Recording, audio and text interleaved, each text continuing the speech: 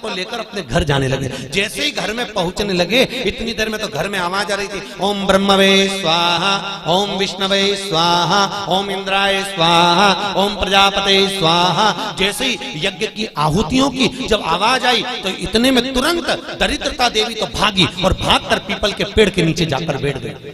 दूसरा मुनि ने कहा, दरिद्रता चलो, ज्येष्ठा ये अपना घर है, तुम्हारा ससुराल, चलो। ज्येष्ठा देवी कहती है, महाराज मैं नहीं जा सकती, पहले या तो यज्ञ बंद करवाओ, पूजन बंद करवाओ, पाठ बंद करवाओ, अनुष्ठान बंद करवाओ, तब मैं तुम्हारे घर में आऊंगी। क्योंकि दरिद्रता उसी के घर में प्रवेश करती है जिसके घर में कभी पूजन पाठ नहीं होता। तो मैं इस घर में जाऊं कैसे? इसके घर में तो पूजन पाठ हो रहा है, मैं नहीं जाऊंगा। भगवान नारायण ने लक्ष्मी जी से विवाह कर लिया। दुस्सहा मुनि की पत्नी दरिद्रता पीपल के पेड़ के नीचे रहने लगी। इसलिए हमारे यहाँ हिंदू धर्म में पीपल का पेड़ घर में नहीं लगाया जाता, क्योंकि उसके नीचे कौन रहती है? जम के बोलो, दरिद्रता रहती, ज्येष्ठा रहती। अब दरिद्रता का निवास हो गया पीपल के पेड़ के नीचे। भगवान नारायण लक्ष्मी जी को लेकर घूमने के लिए चले। चलो थोड़ी देर, लक्ष्मी जी बोली मेरी बहन से नहीं मिले, चलो जरा मिलने। भगवान ने कहा चलो मिलके आते हैं। और जो भगवान मिलने के लिए गए तो लक्ष्मी जी उनके लिए मिठाई का डिब्बा ले गए। अपन किसी के यहाँ जाते हैं तो मिठाई लेकर जाते हैं, मिठाई ले गए और मिठाई ले जाकर जो दिया, दीदी ओ दीदी, दीदी बोली हाँ ले, मैं तेरे लिए क्या लाई हूं ले। और जो मिठाई का डब्बा दिया, इतने में दरिद्रता ने खोल कर देखा तो उसमें मिठाई थी। दरिद्रता को क्रोध आ गया और दरिद्रता ने कहा, लक्ष्मी तुझे मालूम नहीं कि मुझे प्रिय क्या, मुझे क्या अच्छा लगता है? लक्ष्मी जी ने कहा, मैं जानती हूँ तेरे को खट्टा और तीखा प्रिय है, मैं जानती हूँ तुझे खट्टा अच्छा लगता है, तीखा अच्छा लगता है, तो फिर मिठाई क्यों लाई? तो लक्ष्मी जी बोली, मेरे को लगा कि हो सकता शादी के बाद तू चेंज हो गई हो, बदल गई, इसलिए मैं तेरी मिठाई। मिठाई का डब्बा उठाकर फेंक दिया दरिद्रता, और दरिद्रता ने फेंका। भगवान नारायण देख रहे थे। लक्ष्मी जी ने कहा चलें। भगवान विष्णु के चलो, चलिए। ये दरिद्रता को खट्टा और तीखा प्रिय है और लक्ष्मी को जम के तो बोलो मीठा।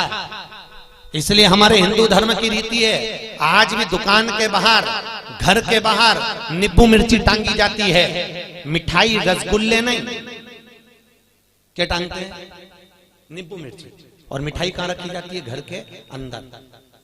तीखा और खट्टा बाहर और मिठाई अंदर। उसका केवल, कई लोग कहते हैं नींबू मिर्ची इसलिए टांगते हैं नजर नहीं लगे। नजर नहीं, लक्ष्मी और दरिद्रता ये दोनों बहन का नियम है। प्रतिदिन सुबह से लेकर शाम तक ये प्रतिदिन घूमने के लिए निकलती हैं। प्रतिदिन ये इनका काम ही है घूमना, दोनों बहनों का, दरिद्रता और लक्ष्मी का।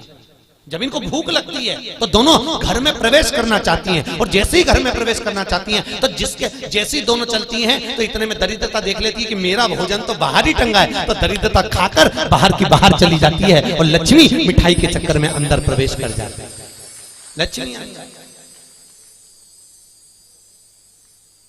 लक्ष्मी अंदर प्रवेश कर।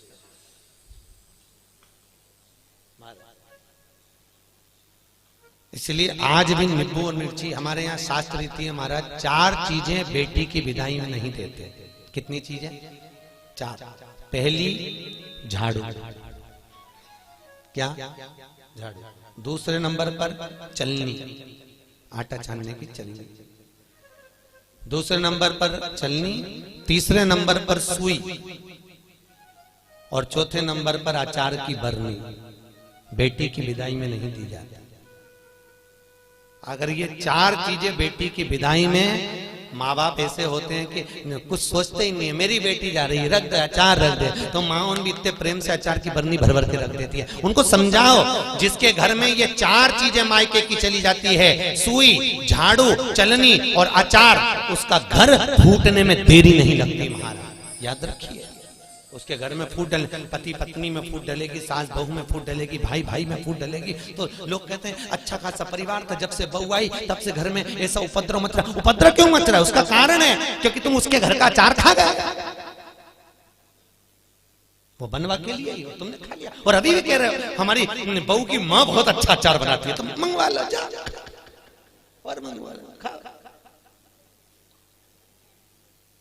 महाराज पहले बेटी की विदाई में भेजते थे बड़ी, पापड़, और पहली विदाई में बेटी के भेजते थे बेटी के साथ में मैदे की पूड़ी, एक डलिया में कपड़े में बांधकर, उसमें ना तो नमक डलता था ना उसमें शक्कर डलती थी। क्यों? क्योंकि वो बेटी के विदाई में मैदे की पूड़ी इसलिए दी जाती थी कि हमने ये पूड़ी एकदम फीकी भेजी है, अब चाहे तुम इसमें नमक डालो चाहे इसमें शक्कर डालो, हमने तो हमारी बेटी को तुम्हें दे दिया, एकदम सीधी मैदे की पूड़ी की तरह भेजी है, अब तुम इसमें चाहे कपट भरो चाहे प्रेम भरो, तुम्हारी मर्जी, ये लो, हमने तो दे दी, कन्यादान करे और हम फिरी, हमें कहीं हमने तो देना था, दे दे। इसलिए बेटी के साथ में मैदे की पूड़ी भेजी जाती, मैदे की क्या बोलते हैं उसको, खाजा बोलते हैं, बड़े बड़े ले,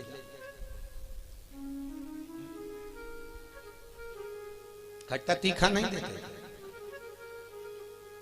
अब तो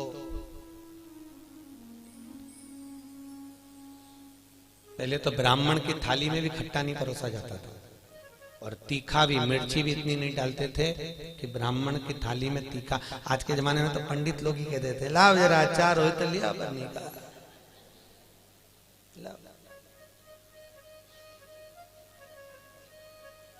पितरों के जो देवता हैं, किनके देवता? पितरों के। पितरों के देवताओं का नाम है आर्यमा। क्या नाम है? आर्यमा। काय पर बैठते हैं? कौवे पर। काय पर बैठते हैं? कौवे पर। और पितरों के देवता जब आर्यमा श्राद्ध पक्ष में जब घूमने के लिए निकलते हैं तो उनके भोजन में केवल एक मीठा ही दिया जाता है। आज के जमाने में सब्जी बनने लगी साफ श्राद्धों में, नहीं तो केवल खीर और पूड़ी बनती थी, गुलाब जामुन रसगुल्ला बनता था, ये बनाकर खूब खिलाते थे, मंगोड़ा बनता था। पर अब सब्जियां बनने लगी, अब तो लोग श्राद्ध में भी अचार परोस देते हैं। पर कितनी वर्ज्यता है महाराज, कितनी वर्ज्यता। श्राद्ध पक्ष में अगर राई से तुमने सब्जी को छोक दिया, काहे से छोका है? राई से। सब्जी को अगर छोक दिया और वो सब्जी और पूड़ी तुमने छत पर ले जाकर पटक दी, तुम कितना भी कौवा को बुलाना, कौवे का बाप नहीं उसको भोग लगाएगा, लगा ही नहीं सकता। कितनी भी तुम सब्जी अगर राई से छुकी है, और अगर राई बिना सब्जी है तो तुम पटक कर जाओगे, कौवा आएगा और लेकर चलेगा, बुलाने की भी जरूरत नहीं है कि तू आ और खा, तुमने पटका और खा कर जाएगा। महाराज तुमने डाला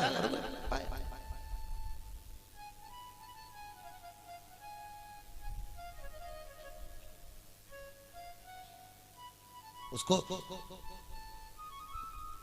हमारे यहाँ शास्त्र दरिद्रता को खट्टा और तीखा प्रिय है। इतने में भगवान जाने लगे। लक्ष्मी जी ने कहा हमारी बहन से मिलने के लिए आए हो, कोई वर दीजिए। भगवान नारायण ने कहा लक्ष्मी आज शनिवार का दिन है, जिस दिन लक्ष्मी और नारायण दोनों इस पीपल के पेड़ के नीचे आए हैं। सुन दरिद्रता देवी, इस पीपल के वृक्ष के नीचे जो शनिवार को दिया लगाएगा वो लक्ष्मी और नारायण को अपने घर ले जाएगा। इसलिए शनिवार के दिन पीपल के वृक्ष के नीचे दिया का प्रमाण है महाराज। और सुन दरिद्रता देवी, तेरे पेड़ के नीचे जो खाली हाथ आएगा तू उसके घर में प्रवेश करेगी, और जो भरे हाथ से मतलब पानी का लोटा ले जाओ, कंकु ले जाओ, चावल ले जाओ, रोली ले जाओ, कुछ भी, जरा सी शक्कर ले जाओ, गुड़ ले जाओ, आटा ले जाओ, पर पीपल के पेड़ के नीचे कभी खाली हाथ मत जाओ। अगर तू खाली हाथ कोई आया तो तू उसके घर में प्रवेश कर। दरिद्रता देवी बोली ये तो तूने अपने अपने मन की बात कर ली लक्ष्मी, मेरा क्या पीपल के वृक्ष के नीचे। इतने में तुरंत भगवान बोले तू बोल तुझे क्या चाहिए।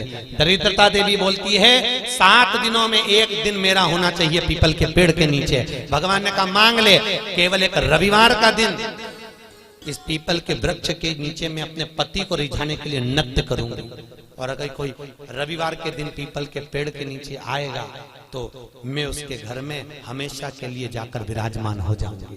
भगवान ने कह दिया तथास्तु, तथास्तु।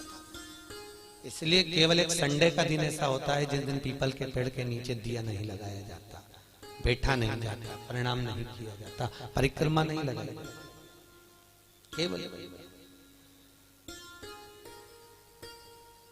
जिनकी दीवालों पर कहीं पीपल लग जाता है ना, किसी किसी के घर में लग जाता है दीवालों के ऊपर, तुम कितना भी पीपल उखाड़ना वो वापस लग जाएगा, फिर उखाड़ो फिर लग जाएगा। पर पीपल उखाड़ने का भी एक प्रमाण है, अगर पीपल को उखाड़ना है तो केवल एक रविवार के दिन दीवाल के सामने जहां से पीपल उखाड़ना है वहां पर नींबू और 7 मिर्ची रख दीजिए और उसके बाद पीपल को उखाड़ दीजिए और नींबू को वहां पर काट कर छोड़ दीजिए। उसके बाद कभी दीवाल में पीपल लग ही नहीं सकता उस स्थान पर। अगर एक बार आपने उखाड़ा और उसके बाद नींबू मिर्ची मार दिया, क्योंकि वो खाकर अपना भाग ग्रहण कर कर दरिद्रता चली जाती है, उसके बाद पीपल वहां नहीं लग सकती। लगे दरिद्रता का शास्त्र कह रहा है भगवान जितने स्वरूप में विराज रहे हैं, भगवान ब्रह्मा जी कर रहे हैं, ये नारायण का मस्तक का है, इनका चरण का है। भगवान विष्णु बोले ये मेरे भगवान, ये मेरे पिता है। और पिता के मन के बात को जानना, पिता के भाव को जानना, पिता और माता को पहचानना, ये बहुत कठिन बात है साहब। दुनिया का कोई व्यक्ति अपने माँ बाप को नहीं जान सकता। जब तक जिंदा है तब तक लगता है ये मेरे हैं, उसके हैं, ऐसा करा वैसा करा, माँ ने ऐसा करा, बाप ने ऐसा करा, परिवार ने ऐसा करा, कुटुंब। अरे भाई चले गए, उसके बाद में फिर रोते हैं, भोग लगाते हैं। क्या मतलब जीते जी दंगम दंगा, मरे पीछे पहुंचा दी गंगा। क्या मतलब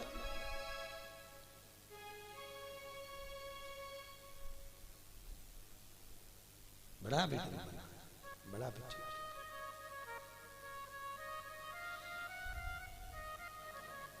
कर सेवा तू लगन लगा कर, मन में सच्चा भाव जगा कर, ये की आंखें खोलो रे, जय श्री कृष्णा बोलो रे। तुम मन लगाकर, चित्त लगाकर, अपने मन की वृत्ति को परमात्मा तक ले जाकर भाव से तुम परमात्मा को रिझाओ तो सही।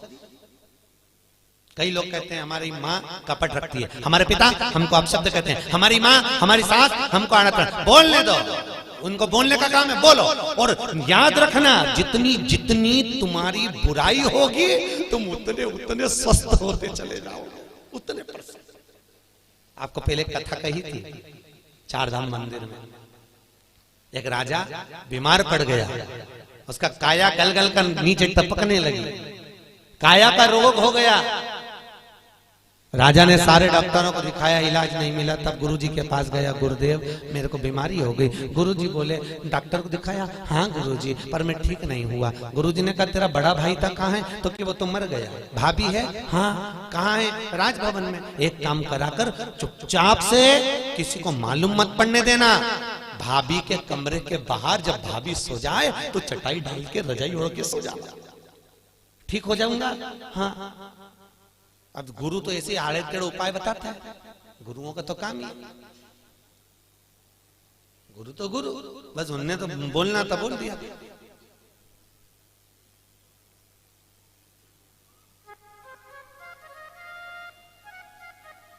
तो गुरु तो गुरु।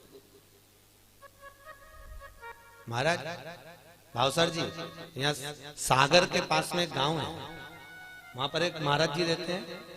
और किसी को सांप डस लेता है ना, तो भले वो हॉस्पिटल में पड़ा हुआ, सांप डस ले और वो फोन पर उनसे बात करा दो महाराज से, वो महाराज वहां से कुछ नहीं कहते, केवल गाली बकते लपक के उसके कान में, और 15 से 20 मिनट में सांप का जहर उतर जाता। अब गुरु तो गुरु की मर्जी, उनका मन। ये यहीं की बात है। तुम्हारे उज्जैन के पास में कौन सा गांव है बाबा, आगर के आगे एक गांव है कोई सा, वहां बिच्छू का जहर उतारा जाता है। किसी को बिच्छू काटा हो तो उसको ले जाए और ले गए, या कुत्ता काटा हो तो ले जाओ और ले गए। जैसे ही तो वैसे ही तुमने बस जाके किया, महाराज इसको कुत्ता काट गया, वो उठ के आएगा, बोलेगा चलेगा कुछ नहीं, और ऐसा देगा धर के गाल पे और कहता जाओ अड़भंगी। गुरु गुरु अड़भंग, ये गुरु का दर्शन कर रहे आप, एक अड़भंग होंगे। हम भले ना मिले हैं पर उनका स्वरूप कह रहा है कि अड़भंग होंगे। जा कर ले, मैं बैठा जा, गुरु है अड़भंग सोचता नहीं। गुरु केवल बता देता है जा ऐसा कर ले। वो गुरु गुरु होता है, उसके जीवन में उसने जो भजन करा होता है उसका प्रताप की पुण्यता देता है वो कि तू कर। गुरु जी ने कहा भाभी है, हाँ उसके कमरे के बाहर जाकर चादर डाल के सो जा। गुरु जी उससे ठीक हो जाऊंगा, बिल्कुल हो जाएगा, जा तू सोया। एक नौकरानी ने देख लिया, राजा तो भाभी के कमरे में जाके सोता। बताओ भाई मर गया तो इतना खोला राजा। उसने दूसरी नौकरानी से कहा, दूसरी तीसरी से कहा, तीसरी चौथी से कहा। पूरे नगर में बात हो गई कि राजा इतना कपटी इतना खोला कि भाभी के कमरे में जाके सोता, भाई मर गया। पूरे नगर में बात हो गई, लोग थू करने लगे और राजा का शरीर एकदम बढ़िया चकाचक हो गया, एकदम बढ़िया। राजा नरियल लेके गुरु जी के पास गया, गुरुदेव मैं ठीक हो गया। पर गुरुजी में ठीक हुआ कैसे ये तो बता दो। गुरुजी ने कहा अरे राजा तेरे पाप इतने बढ़ गए थे कि तेरे शरीर से टपक टपक के गिर रहे थे।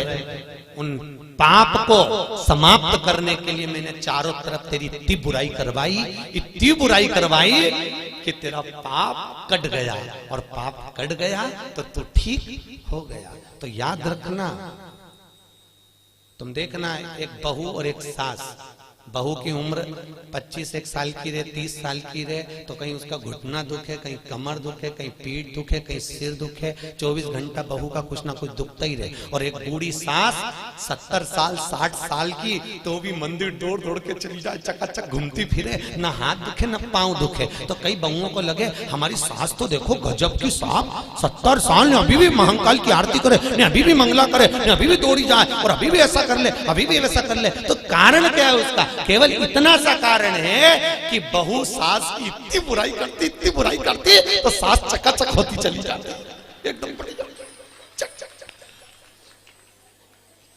तो निवेदन है आपसे, सास को जल्दी निपटाना है तो बुराई करना बंद कर दो, निपट जाएगा। तुम उसका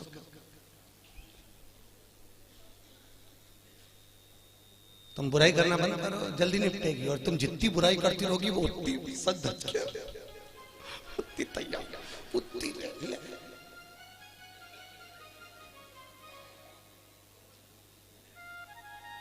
अभी हमारे भावसार परिवार में देख लो, इनकी बड़ी भाभी और एक उनकी बहू, दोनों को देखो, अब दोनों सजी पर डोकरी है।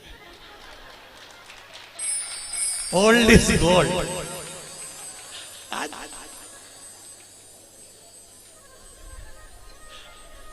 राधे ओल्ड भगवत हम समझ गए, हम सवेरे गए थे तो हमने जान लिया कि ये दवाई का असर, ये सत्संग का असर।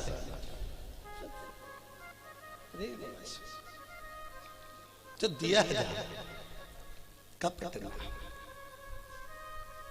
अब हों दो बुराई।